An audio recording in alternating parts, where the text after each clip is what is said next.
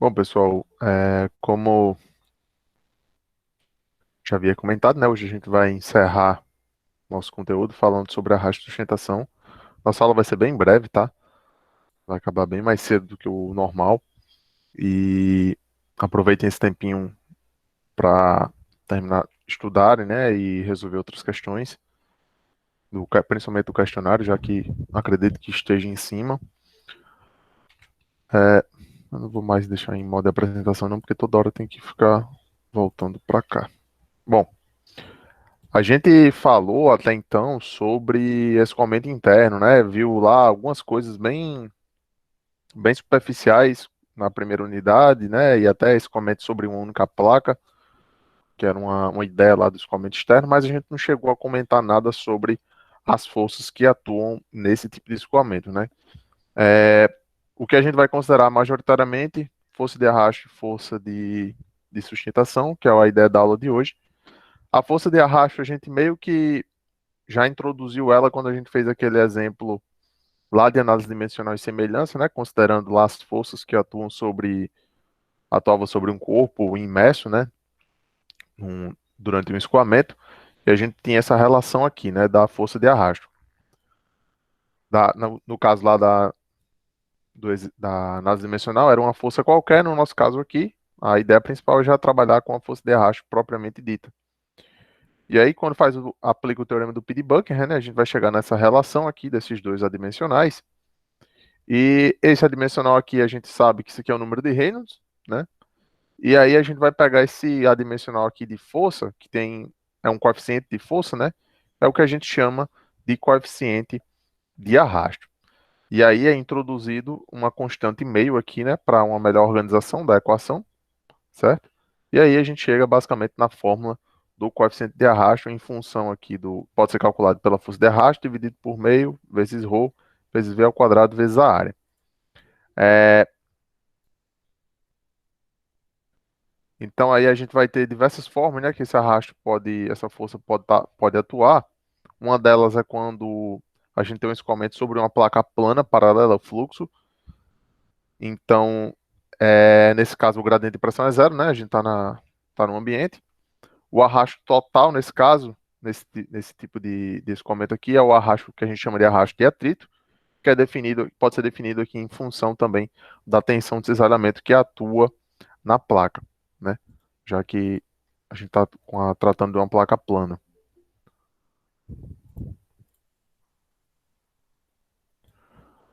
E aí, para um escoamento laminar, né, esse coeficiente de arrasto pode ser determinado em função do número de Reynolds. Da mesma forma, para o escoamento turbulento, isso aqui em função do número de Reynolds, para uma faixa aqui específica.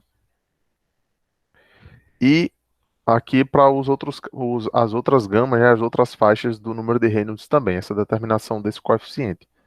Normalmente, pessoal, o coeficiente de arrasto, existe algumas coisas, algumas geometrias de figuras que a gente vai ver mais adiante, que são meio que tabeladas, né? Que tem uma série de experimentos já, e isso é meio que é tabelado, a gente já conhece. Mas dependendo de alguns casos, a gente acaba utilizando algumas fórmulas, mas no geral não é nada que a gente não consiga fazer aqui, tá?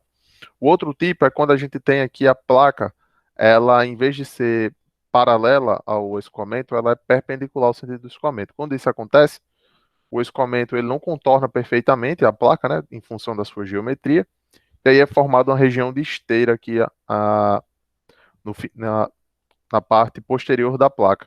Isso aqui forma uma zona de recirculação, né, do escoamento.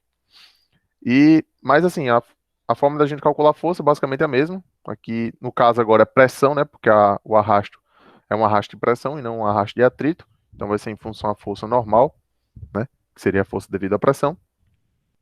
E como eu havia comentado com vocês, esse arrasto, que é que a gente trabalha, ele, muito do que a gente já conhece, né, de alguma geometria, já é tabelado, o coeficiente, em função das aplicações desses tipos de corpos aqui. Existem outras tabelas que vai ter outros tipos de geometria, né, e outras correlações, mas aqui fica um exemplo para vocês.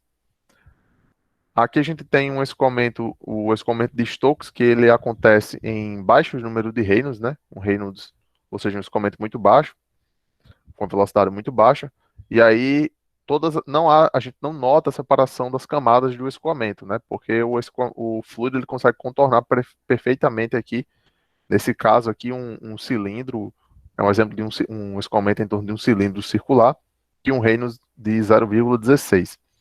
Nesse caso, o coeficiente de arrasto pode ser determinado simplesmente dividindo 24, né, pelo número de Reynolds, quando o Reynolds é muito baixo. Além disso, esse coeficiente ele pode ser determinado Então, através de essa área, uma essa área é a área projetada, então? essa área aqui. Sim, a área que a gente vai calcular é a área que fica projetada pelo É objeto isso, que está. isso. Na verdade, Fabíola, no arrasto de pressão, sim, é a área projetada. No arrasto de atrito é quando a gente tem a área molhada, né? Que a gente utilizou muito essa terminologia lá na primeira unidade, tá? Certo, professor. Aí, esse coeficiente, pessoal, de arrasto ele também pode ser determinado em função do número de reis, né? Semelhante ao que a gente fez lá com o coeficiente de atrito, só que agora, desculpa, com o fator de atrito, só que aqui a gente não tem uma terceira variável, né? Um terceiro adimensional, simplesmente o número de reinos. Esse gráfico aqui é específico para uma esfera, esse outro aqui específico para um cilindro. Isso aqui é alguns exercícios que diz, esse último exercício aqui, ó, que a gente tem, fica até a deixa para vocês fazerem. Ele diz aqui que tem uma antena de rádio de um carro, que ela pode ser modelada como um cilindro. E aí não é dado o coeficiente de arrasto, né? E a gente precisa para resolver o problema. Aqui nesse caso já tem 1,3, mas na se não tivesse, a gente iria calcular o número de Reynolds aqui, aí vem aqui nessa tabela, né, que é para cilindro, e tira aqui o valor do coeficiente de arrasto propriamente dito. Seria a forma de se fazer. Se a gente não conhecesse lá aquele coeficiente. Então, alguns problemas, quando não for conhecido, né? Se não for pedido para calcular, lógico, alguns problemas pedem para calcular o coeficiente de arrasto, mas se não for conhecido, a gente acaba retirando desses tipos de tabelas aqui. Nesse caso aqui, desse gráfico, né? Para cilindro, pode ser para esfera, enfim. É, a outra força que a gente vai comentar hoje é a respeito da força de sustentação, né? E como é que ela influencia também e ajuda em alguns tipos de escoamento. Só um comentário aqui acerca do arrasto. Os corpos, quando a gente tem esse tipo de geometria, né, aqui uma placa perpendicular ao fluxo ou uma esfera, dependendo da velocidade do escoamento, a gente acaba tendo aquela formação de esteira, né, aqui no posterior ao escoamento, e uma zona de recirculação do fluido. Só que isso aí pode ser reduzido, né? A gente pode facilitar o escoamento, pode ter uma melhora quando a gente utiliza corpos carenados, né? E a gente vê muito isso em carros, em Fórmula 1, em avião, que quando a gente tem os aerofólios, né? Que aquilo ali é justamente para facilitar e reduzir o, o arrasto de pressão e deixar predominante o arrasto de atrito, né? Para facilitar ter uma melhora aí durante o escoamento. A gente não vai entrar no mérito, tá, pessoal, nesse nosso assunto, de falar a respeito de perfis NACA, são os perfis da asa de avião, e essas coisas bem específicas, porque não cabe, tá? A gente vai, é só uma breve introdução aqui, a gente está só comentando alguns pontos, a gente não vai entrar nesse mérito. O que a gente vai comentar vai ser uma coisa superficial e vai fazer a aplicação direta das formas que a gente desenvolveu para coeficiente de arrasto e coeficiente de sustentação, que a gente vai ver mais adiante. Isso aqui fica a informação para vocês, tá? Quem vai para mecânica, provavelmente lá em Fluidos 2 vai ver isso aqui com muito mais detalhes e bem mais aprofundado do que o que a gente está vendo aqui em apenas uma aula, né? Isso não é um assunto que a gente vê em apenas uma aula, a gente tem que ter uma série de aulas aqui para a gente contemplar tudo isso que a gente está comentando, tá? Então, por isso que a nossa aula hoje é uma aula bem breve e vai ser bem o assunto, né? Uma breve introdução sobre arrasto e sustentação. No caso da sustentação, né, é a força que ela vai atuar perpendicular ao movimento, né? O arrasto atua na direção do movimento e a sustentação ela vai atuar perpendicular. Aqui a gente tem um exemplo de um aerofólio, né, um perfil do aerofólio, e aqui tem algumas informações a respeito dele, né? A borda de fuga, o extradorso, o intradorso, a corda, que é o comprimento aqui, que a gente utiliza para calcular a área, algumas coisas do tipo. A gente não vai fazer isso aqui, mas fica essa curiosidade, a espessura, a borda de ataque. E no caso aqui dos aerofólios, pessoal, quando a gente muda a inclinação dele, ou seja, a gente está mudando o ângulo de ataque, que o escoamento atinge aqui a superfície, a gente muda um pouco as forças que estão atuando aqui, né? Enquanto a gente tem ele quase que na horizontal, a gente tem uma predominância, né, do arrasto de atrito e a sustentação atuando em basicamente toda essa área aqui, e que a área é planiforme. E quando esse ângulo de ataque muda, a gente muda o tipo de arrasto que está atuando e a gente muda também a, a, a magnitude, né, da força de sustentação que atua aqui, em função desse ângulo de arrasto. Então, fica essa curiosidade aqui para vocês. E semelhante ao que a gente fez para o coeficiente de arrasto, o coeficiente de sustentação ele é definido, né, basicamente da mesma forma, só que o que vai mudar, aqui a gente vai adicionar essa área é a área planiforme do objeto que a gente está analisando, né? Normalmente a gente utiliza a área essa é uma informação conhecida, né? Se a gente estiver trabalhando com avião, alguma coisa do tipo, isso aí normalmente é uma área conhecida. Pode, em alguns casos, pode ser igual, pode ser diferente da área que a gente utiliza para calcular a força de arrasto, tá certo? Esse foi o exemplo que eu fiz hoje pela manhã com o pessoal. A correção que a gente tem para fazer aqui é que eu tinha colocado a força de arrasto contrária ao movimento. Na verdade, a força de arrasto ela está na mesma direção aqui do movimento, tá? Então, seria para... Acho que é assim. Isso, seria assim. Tá na mesma direção aqui do movimento. Os problemas, esses problemas que a gente vai fazer, pessoal, basicamente vai consistir num balanço de forças, né? Que é o que a gente vai ver mais adiante no próximo exercício, e fazer uma aplicação direta das fórmulas, para a gente encontrar o que está sendo pedido. Normalmente a gente vai conhecer os coeficientes de arrasto e sustentação, se não conhecer, a gente vai ter informação para calculá-los, né? E aí, nesse caso, esse problema ele pediu para determinar a potência necessária do avião, né? E aí eu fiz para que ele voe nivelado, ou seja, voe em equilíbrio. Eu fiz com o pessoal hoje o seguinte: a gente sabe que para calcular a potência, a gente precisa, né, é basicamente joule dividido por tempo, né? A gente aprendeu anteriormente em disciplinas passadas que potência a gente pode calcular pela variação de energia pela variação de tempo, né? Só que joule, no fundo é Newton vezes metro, né? Então, a gente pode calcular também a potência multiplicando o Newton, que é força, vezes metro por segundo, que é velocidade. Então fica uma forma aí da gente calcular a potência, sendo essa daqui. No caso aqui do avião, a força de arrasto vezes a velocidade que ele apresenta.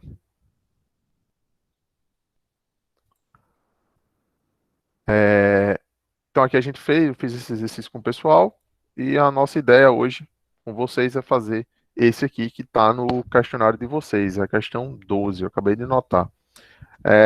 Notem que aqui a gente tem valores distintos, tá? Dos exercícios, então cuidado aí na hora se essa questão tiver caído para algum de vocês, na hora de fazer, ok? E aqui diz o seguinte: uma boia esférica de plástico de massa específica 204,2 kg por metro cúbico está ancorado no fundo de um rio. Sabendo que o raio da boia é de 0,5 metros e que o coeficiente de arrasto da boia é igual a 0,5, estime a velocidade do rio. Então, primeiro, pessoal, antes de mais nada, a gente precisa fazer aqui um balanço de força, né? Que está atuando, fazer um diagrama de forças que atua aí nessa boia. Vou pegar aqui para esse círculo, que é a nossa boia, e colocar as forças envolvidas aqui. Quais forças a gente tem, pessoal, que está atuando aqui nessa boia? A gente tem massa específica, né? Tem o volume da boia, então a gente pode considerar o peso.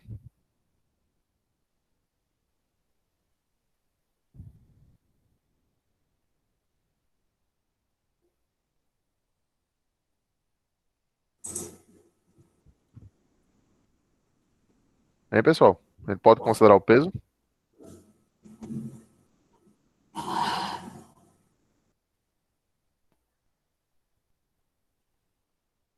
Se a gente tem a massa específica do objeto e o volume desse objeto, a gente considera ou não peso? Sim. A gente tem que considerar, né? Porque a gente tem informações suficientes para calcular o peso. Então, uma das forças que a gente vai ter é a força peso. Vamos colocar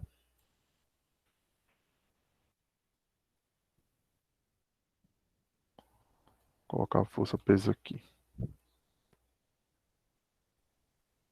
Que outra força a gente tem aqui, pessoal? Lembrando que essa boia, ela tá submersa, né? Que força, além da força peso aqui, a gente tem, que atua? A força do empuxo, né? Vai ter. Já que nosso corpo está submerso, a gente já viu isso lá na primeira unidade, né? E a gente vai ter o empuxo atuando aqui também. Vou colocar o peso um pouquinho para cá.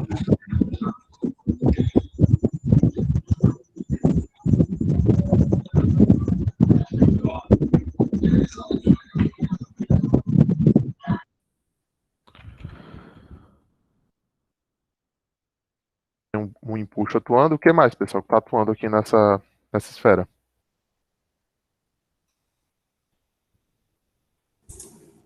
Atração. A tração do cabo, né?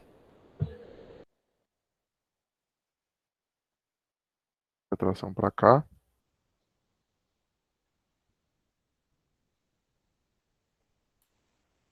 E por fim, a gente vai ter a força de arrasto, né?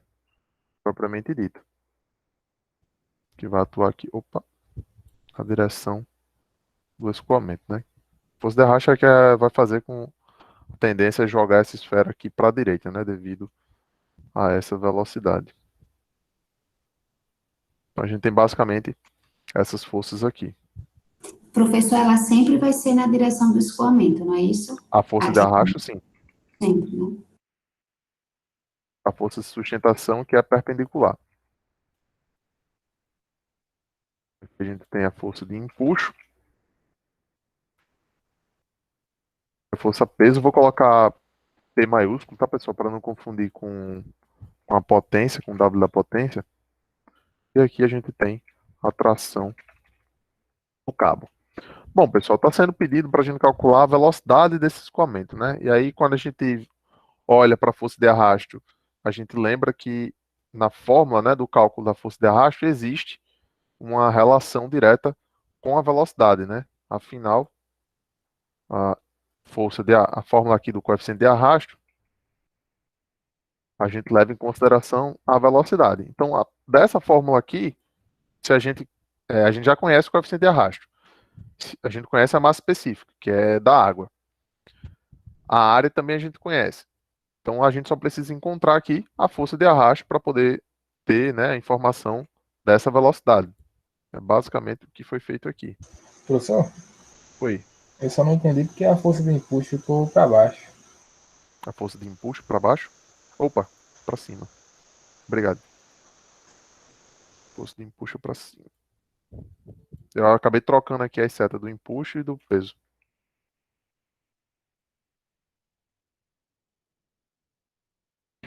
Professor, essa força de sustentação que o senhor falou era o que mesmo? Ela vai atuar perpendicularmente ao objeto, né, ao escoamento. É o que vai fazer o que ajuda o avião a se manter em, se manter plano, né? Se manter durante o voo. Ela ajuda na sustentação do objeto. Fica normal na parte inferior do objeto, é isso? Ela atua perpendicularmente ao. Imagina aqui, ó. Imagina que isso aqui. Considerem que isso aqui é um avião, tá? Tá parecendo mais um disco voador, mas imagina que seja um avião. Aí a gente, nesse caso aqui, né, tem a força peso, tá atuando, foi dada, a força de arrasto, normal, na direção do escoamento, e a força de sustentação perpendicularmente à direção do escoamento, Ah, ok. certo? E aí, pessoal, recapitulando o que a gente vinha fazendo, a gente precisa, basicamente, da... Vou só aproveitar essas equações aqui, que são bem parecidas. A gente vai precisar, basicamente, da força de arrasto, né, para determinar a velocidade. É só a área, que é CD, e aqui é FD. A fórmula de a gente calcular a velocidade é basicamente essa daqui. O coeficiente de arrasto a gente conhece, a massa específica conhecemos, a área conhecemos, só falta a força. O que é que a gente pode utilizar, pessoal, para a gente calcular a força? Lembrem aí, o que é que a gente mais utilizava lá nas unidades passadas para calcular a força? Massa e gravidade. Isso aí é força-peso, né? Mas quando a gente tem um sistema de forças envolvido, a gente tem que fazer, minimamente aqui, vai precisar de um somatório de forças, né? Pronto. Então, olhando aqui para esse diagrama de corpo livre da esfera, a gente nota que a força de arrasto, se a gente fizer um somatório em X, ela vai ter uma correlação direta aqui com a tração, né? Que a tração ela tem uma componente em Y, uma componente em X. Ou seja, se a gente encontrar a tração, posteriormente a gente pode encontrar a força de arrasto para solucionar o nosso problema. E é isso que a gente vai fazer. Então, vamos pegar isso aqui. Opa.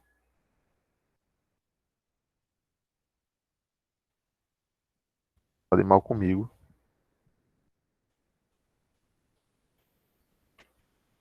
Nossa figurinha aqui para nos ajudar. É o seguinte, então, escrevendo aqui, ó, a equação. E se a gente fizer inicialmente, né, um somatório das forças que atuam em Y, considerando o sentido positivo para cima. Vocês podem considerar para baixo também, isso aqui não vai mudar em nada. E dizer que isso aqui é igual a zero, porque a gente quer o equilíbrio. A gente vai ter o seguinte, nesse somatório. Vai ficar a força de empuxo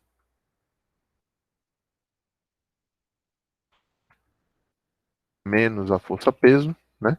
Menos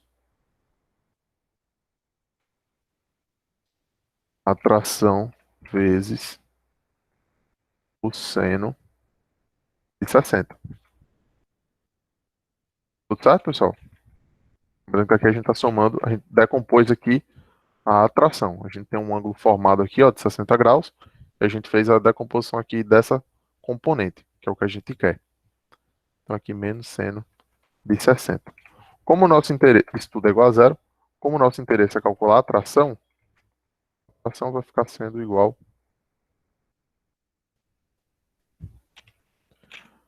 a força de empuxo menos o peso,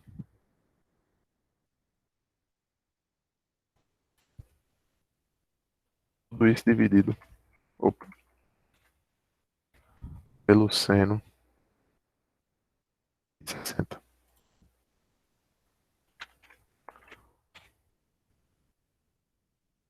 Força de empuxo, a gente calcula, é o ρ do líquido, né?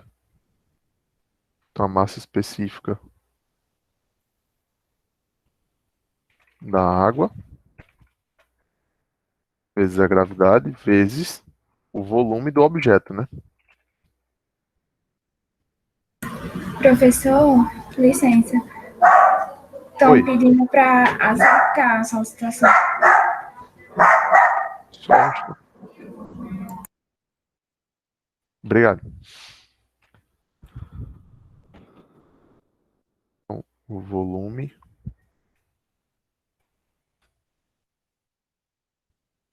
do objeto, isso aqui a gente fez isso lá na primeira unidade, né?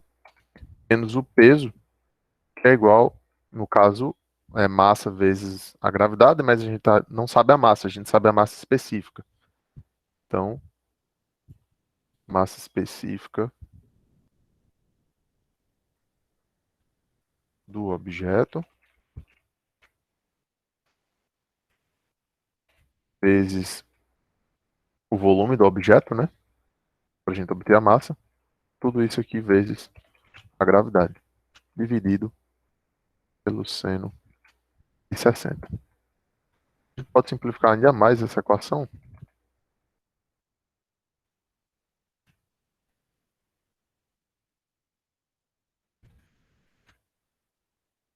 fazendo o seguinte, isolando aqui a gravidade e o volume, né, que são termos comuns.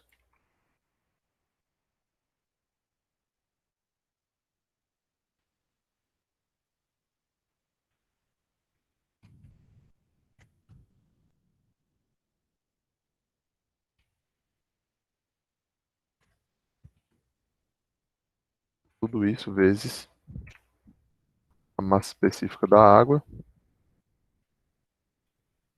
menos a massa específica do objeto. Fração.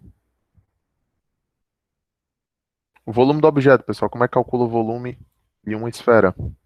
Lembram?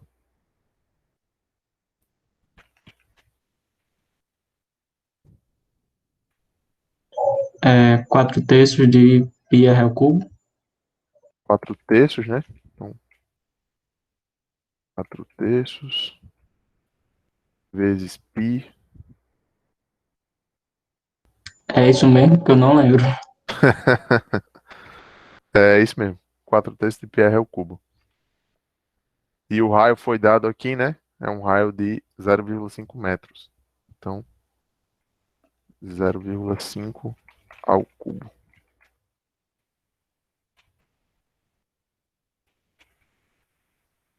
Gravidade a gente vai considerar 10. Fazer essa conta mais rápido. Massa específica da água é 1000. Da massa específica do objeto que foi dada, que é 204,2. E aí a gente vai obter a tração que está atuando aí.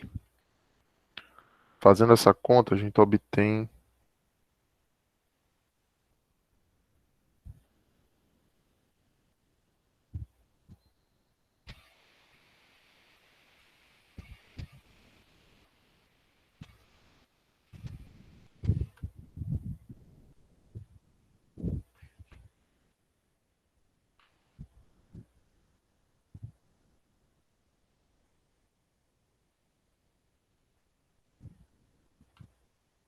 Eu fiz aqui, pessoal, deu 4.811,4. Vocês podem conferir aí, por favor?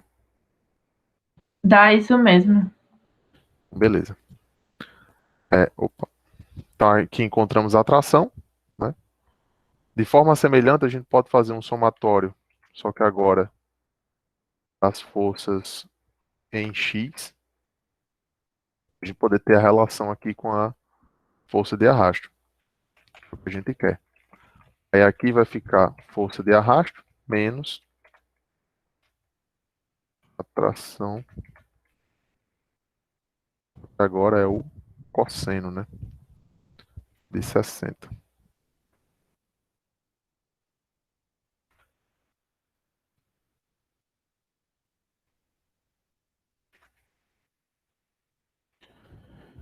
A tração agora a gente já conhece, consequentemente a gente pode dizer que a força de arrasto ela vai ser igual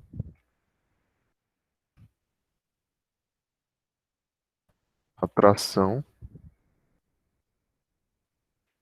vezes o cosseno de 60.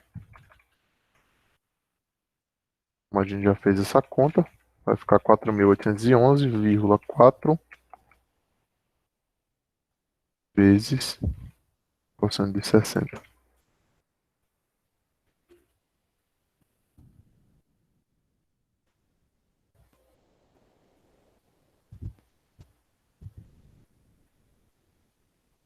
E aí, realizando a conta, dá 2.405,7 newtons.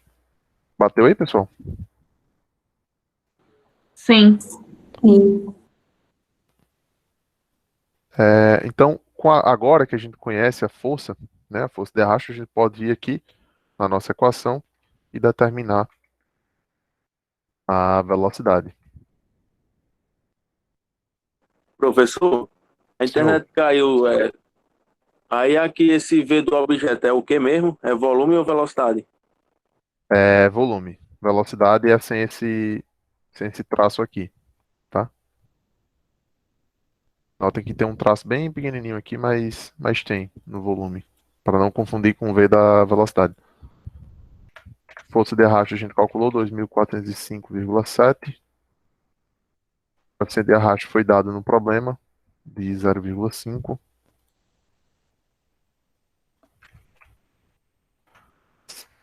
Água. E a área, pessoal, qual a área aqui que a gente vai levar em consideração?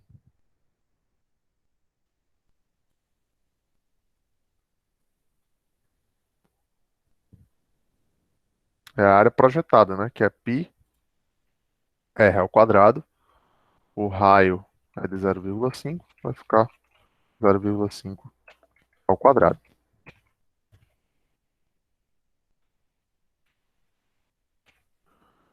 Fazendo essa conta, a gente vai obter uma velocidade de 2.405,7 dividido por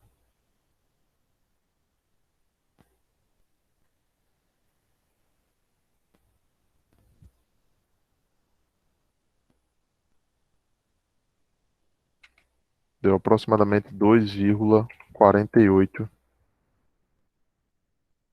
metros por segundo. Tiveram a mesma coisa, pessoal? Professor, a área projetada é só πr ao quadrado? Não é uma área de uma. Aí, se a gente projetar a área de uma esfera, não vai formar um círculo, como está aqui? Sim, Aí é essa área aí que a gente vai utilizar. tá, obrigado. Bateu aí, Professor, pessoal? Oi. deu 3,5. 3,5? Isso. O meu também. Não pode ser. Eu fiz errado, então. Não é possível. 3,5, né? Isso. Vou só checar mais uma vez para a gente ter a Minerva.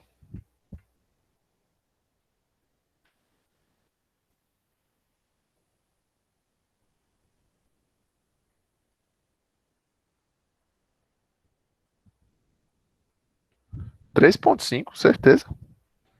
Eu acho que o senhor esqueceu de multiplicar por 1/2. Não, Embaixo. multipliquei. Ah, vi agora meu erro. Não foi nem isso, foi outra coisa. É que eu elevei meio ao cubo, mas na verdade eu deveria levar a quarta. Para facilitar a conta aqui. Fui querer fazer rápido demais, por isso dá erro. É esse tipo de coisa que eu errava nas provas, pessoal. Então aqui a gente chega na resposta da velocidade. Pessoal, então notem que esses problemas que envolvem arrasto, sustentação, basicamente é isso que a gente vai fazer. Fazer uma análise lá, um balanço de forças, normalmente vai ser necessário fazer isso para correlacionar todas essas informações que a gente tem e fazer as aplicações diretas dessas equações, encontrar o que está sendo pedido. Não vai ser nada diferente disso, é tanto que é isso que vocês encontram aqui nos problemas, né? Aqui é esse problema do avião, bem semelhante ao problema que eu fiz pela manhã. Na verdade, eu acho que é a mesma coisa. Tô achando que eu tô respondendo todo o questionário para vocês sem saber. Aqui tem outra que é parecida com essa que a gente acabou de fazer. Enfim, é basicamente isso que a gente vai ter sobre a arrasto e sustentação. É só uma breve introdução. Como eu falei para vocês, nossa aula foi uma aula bem breve, né? Sobre esse tópico. A gente vai ficar por aqui hoje, certo? Vou adicionar esse exercício no CIGA para Professor, vocês. Oi, só que eu cheguei atrasado. Esse CP é o que mesmo? CP? CP Não, ou CD? CD. CD é o coeficiente de arrasto. Tá, ok. É um adimensional que ele varia de acordo com a geometria e a forma do objeto. E também em função do número de Reynolds, né? Eu vou deixar, pessoal, esse exercício aqui resolvido lá para vocês no CIGA e vou deixar esse aqui caso vocês queiram fazer. Eu acredito que seja o mesmo que está no... Eu não sei se esse aqui tá no questionário, mas, enfim, vou deixar ele lá para vocês tentarem fazer. Qualquer coisa vocês podem discutir comigo depois. Amanhã a gente vai falar... Vou fazer um exercício com vocês sobre...